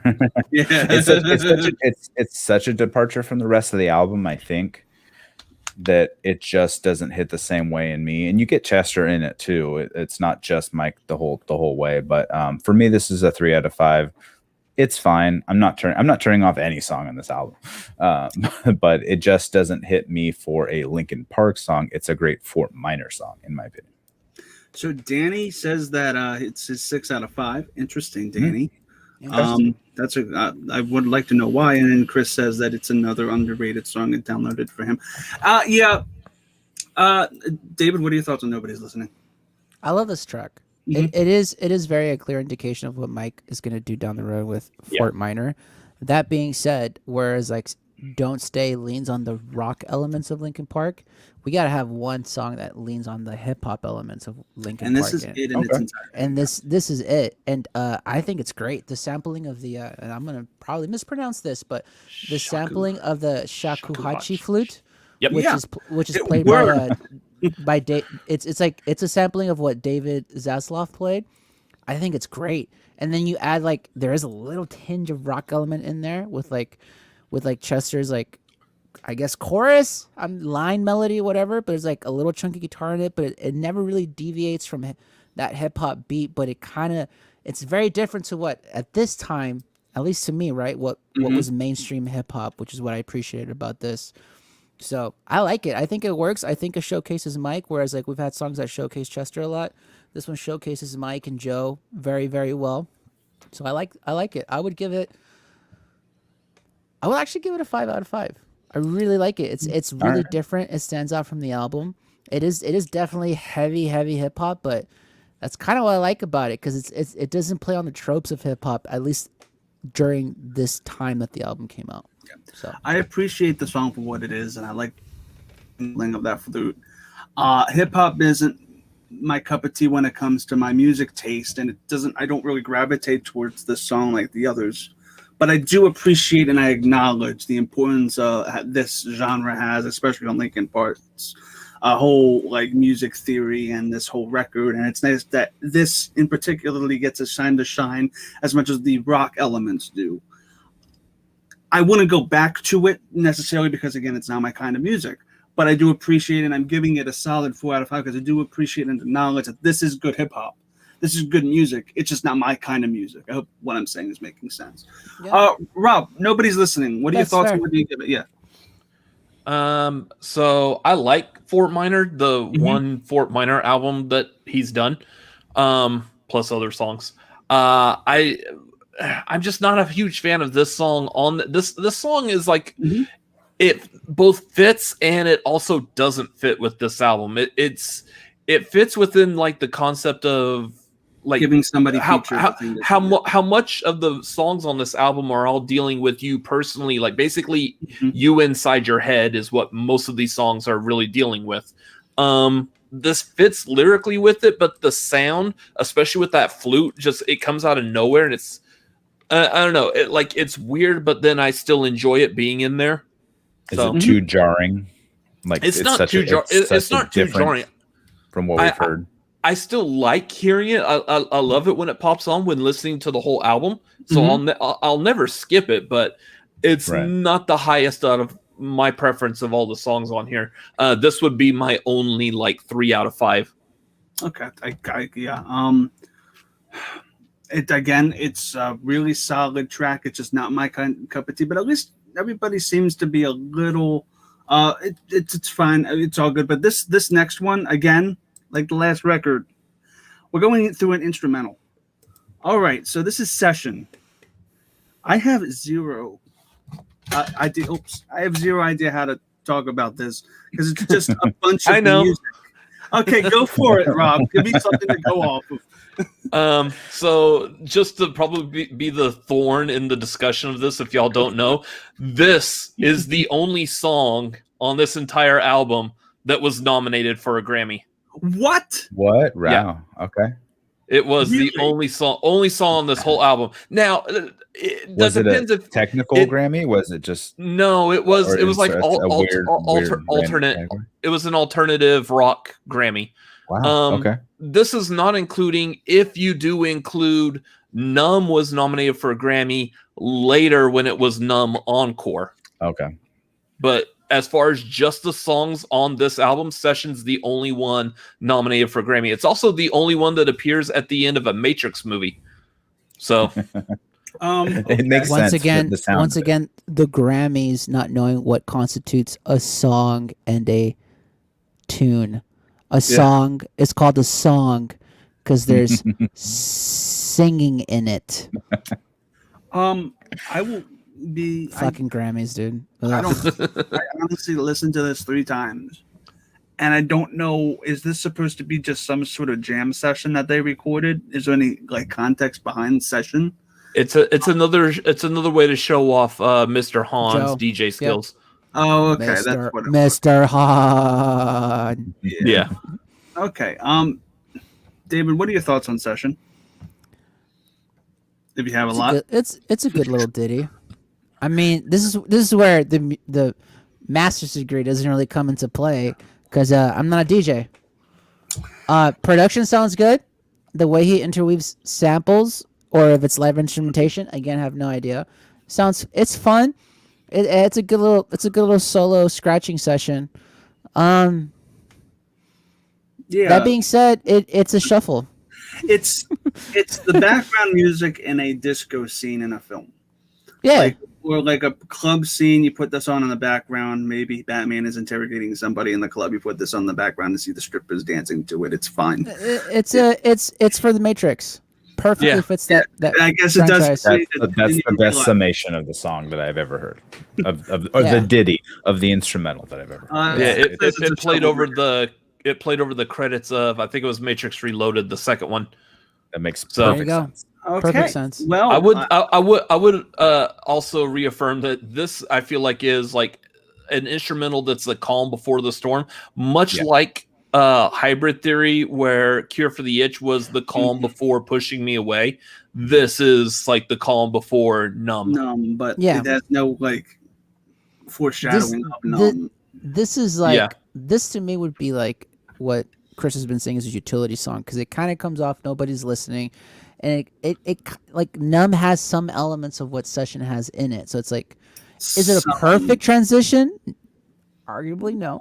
I wish it was. If it was a good overture to Numb, that would be a different story. But it has elements in it, like it has piano, it has the DJ scratches and stuff like that. So it's you can make the argument it's not executed to its fullest potential, but like the elements are there for it to be like this is totally a utility track.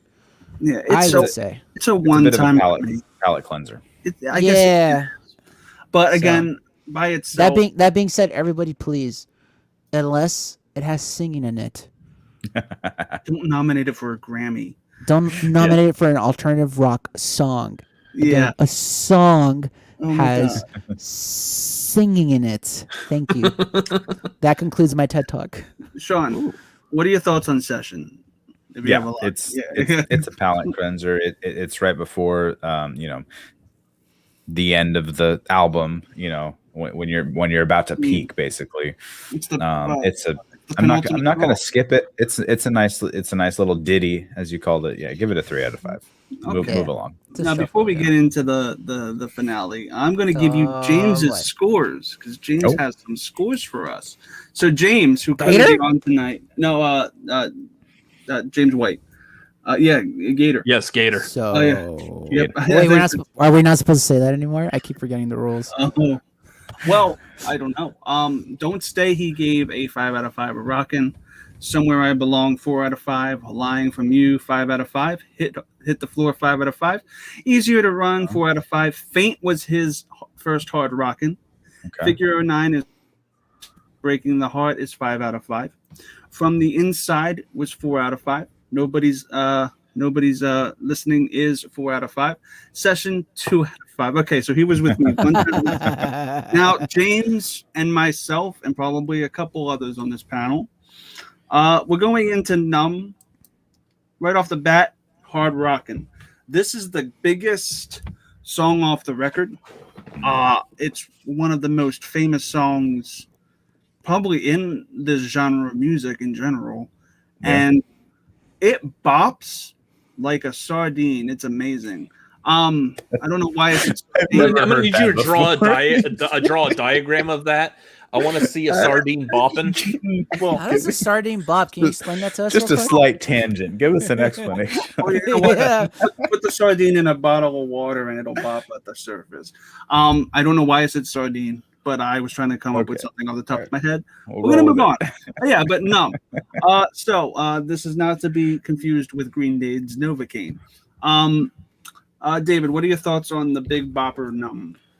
I mean, what is there to say that everyone else isn't going to say with me? In terms of like top 10 all-time Linkin Park songs, it is high up there.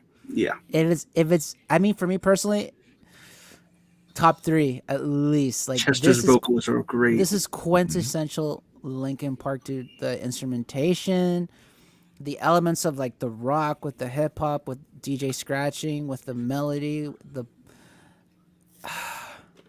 It's very. This is totally a trailer song. This could be put into a trailer. This is just honestly good for Linkin Park. I would argue it's a perfect song. Like it's Linkin Park's perfect song. It's their magnus opus, legitimately. In the way like Master of Puppets was magnus opus for Metallica, this feels like this is their Ninth Symphony. Like it's there's nothing wrong with the song, legitimately. Like, if you find something wrong with this song, that says a lot about you personally. Like, how do you not relate to the lyrical content? How do you not immediately gravitate to that melody and the singing? Because he's got the grit in the chorus, but, like, the verse, it's very, like, beautiful ballady. The drums are there. Yeah.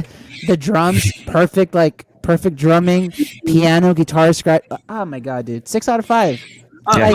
Let me know. They performed this. I was going to say skip it, but I guess I'm in the wrong company. Oh, okay, Rob. Get him off the screen. Fire. I'm gonna email everybody right now to get you off of our shows from here. From henceforth. You should not be allowed to talk about music on the internet anymore. Rob, let me give you something to go off of. With Numb, what are your thoughts on it, and what are your thoughts on the live versions of it, if you know? Or how often do they perform this? Numb? Yeah. This is a staple at every single one of their concerts. There's no way they're not playing And if this. Jay-Z's there, they'll do it twice. Yeah. They have done it in a couple of concerts. They've played Numb, and then they might do it again. They've even done it without Jay-Z being there. Get off my laptop. Just as an encore, like, people don't care that they do it twice. No, especially if they can include like the parts of encore with it. So, so kind of like what was the one I was talking about earlier? Line from You that we were saying like is much better with the Jay-Z's Dirt Off Your Shoulder coming in with it. Numb is a fantastic song on its own, and then like so it charted very well, and then when they mashed it up with encore, it just skyrocketed again, and it's very weird. I don't think different song, or is it like a It's a mashup with encore. So I don't think we've really seen this happen before, with the exception of I believe Walk This Way, when Walk This Way was originally put out by Aerosmith, and then Run DMC did a mashup essentially, and it skyrocketed it up again. It's slightly different because all they did was like a cover of the song, but they rearrange it a bit. I think they take out at least a full verse because you got to make room for Jay-Z to come in, and the songs are about the same length. So there's bit pieces chopped up, but it's just as good, better, even, which is hard to say. Numb is definitely a good song. So just to clarify, they do both the original version and encore as like an encore. The name of Jay-Z's song is called Encore. Okay, so I mean, mean, they matched that song with Numb. Yeah. Can I get an encore? Do you want more? Cook and roll with the Brooklyn Brawl. Yeah, that's awesome. Sean, sorry, what are your thoughts on Numb?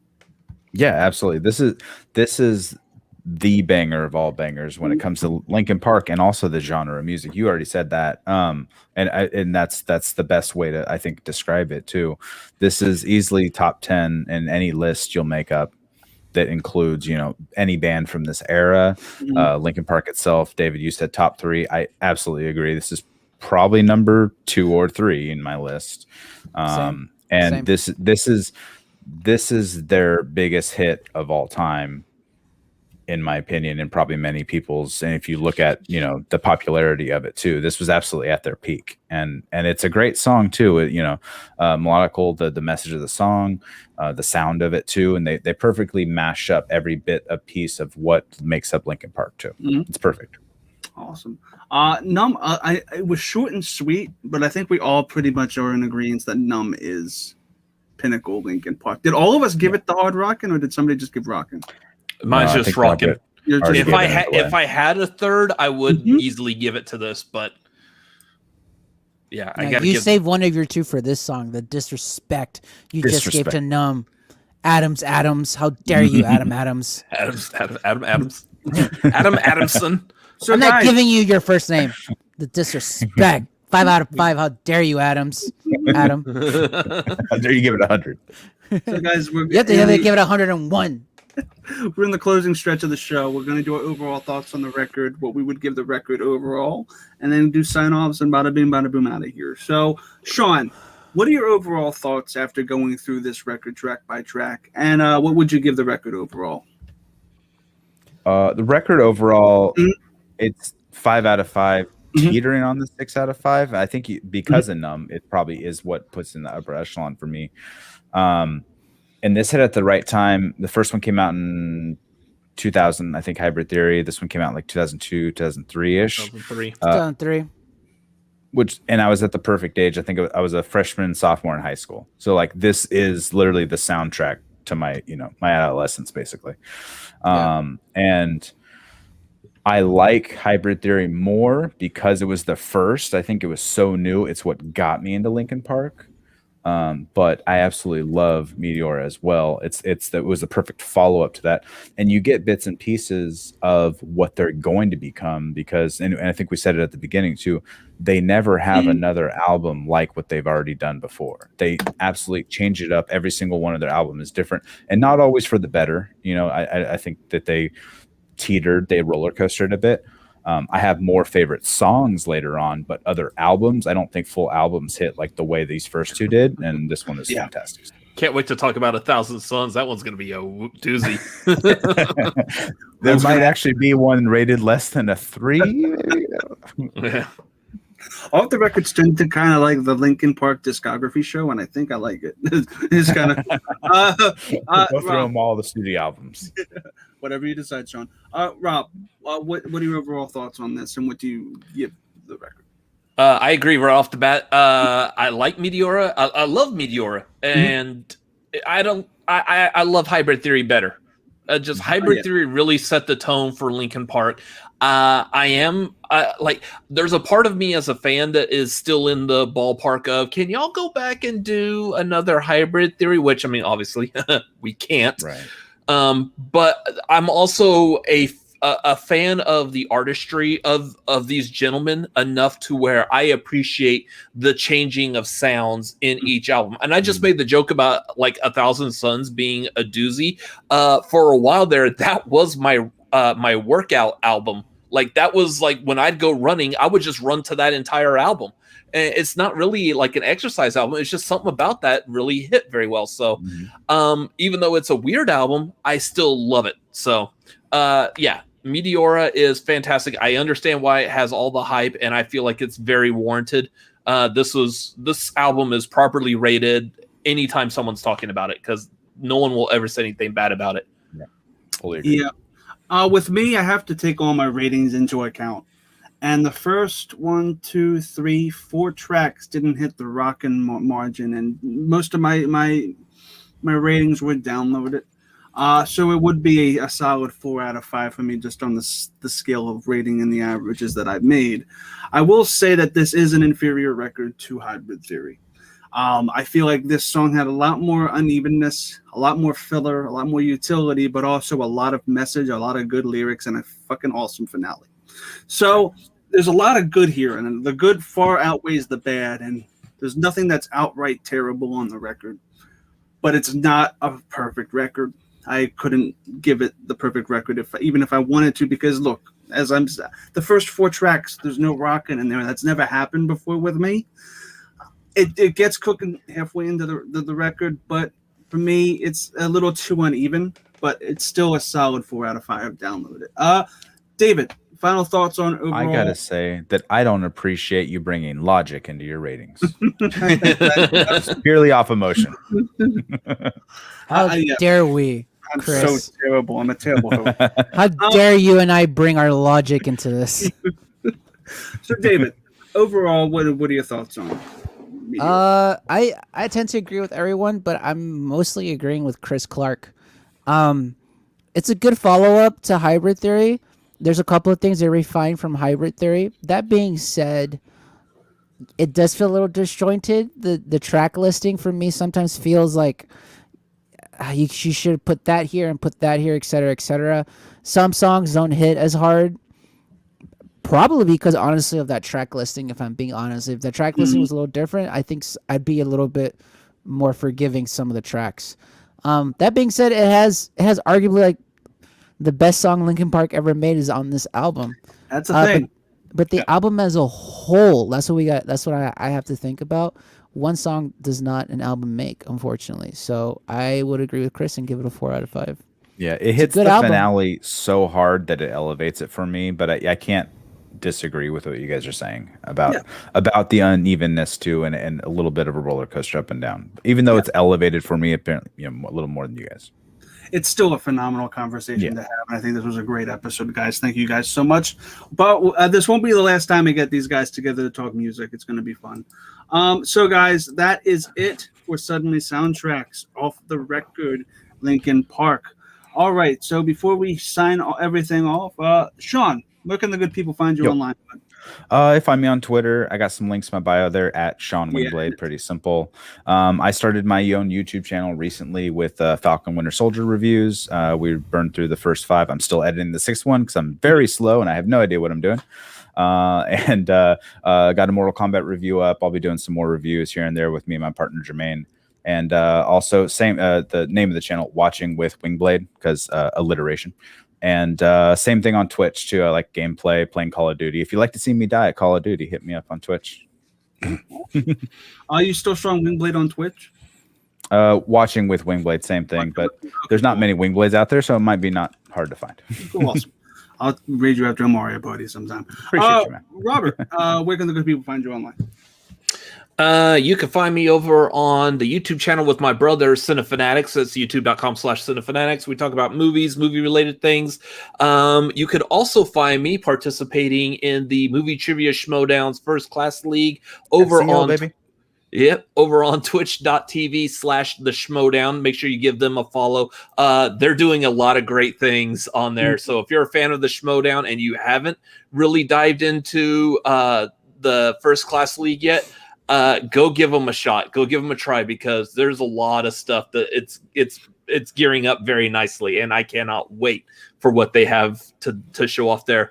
Otherwise, you can find me on Twitter, Instagram, and Letterboxd at Robert Adams MLP for Method Living Productions. You can find me all those places.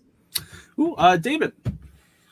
Yeah, guys, go follow the First Class League, especially if you're classy. Stay classy. It's time to get classy. Time to get classy. I like their new catchphrase. Steph. Yeah, Steph loves that line. You can follow me everywhere and anywhere at DavidBMusic21 on Twitter and Instagram. Go follow me on Twitch, twitch.tv/DavidBMusic21. I have an album, surprisingly or not, of nothing but beats, not songs. There's no singing in it, called Sunday Beats. David B Music Sunday Beats. Go check it out. I made it for streamers and content creators to have music in the background of their streams.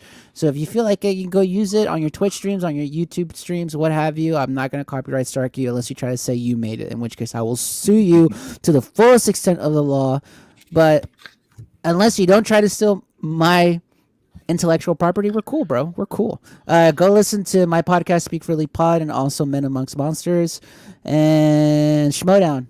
I compose music for that, so keep an ear out for that. Yeah, that's it. Yeah.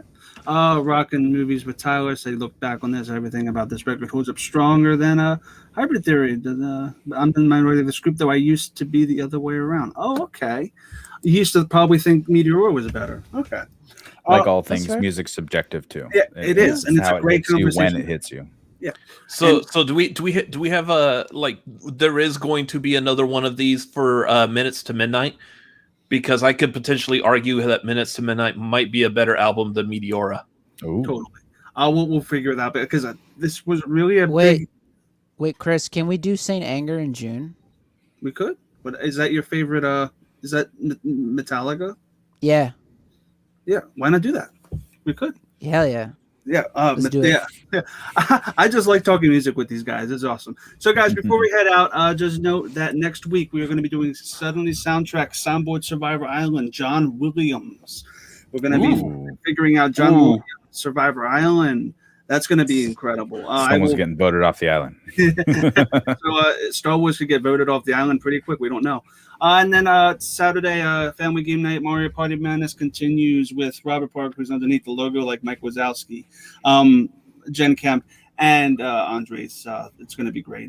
Typical Mario Party shenanigans. So, guys, for myself, you can find me at Chris Clark 8788. Those numbers mean nothing on Twitch, Instagram, and Twitter. From Robert, from Sean, from David, we're going to have this crew again to talk more music at some point. We say to you, keep rocking as soon as I get the outro.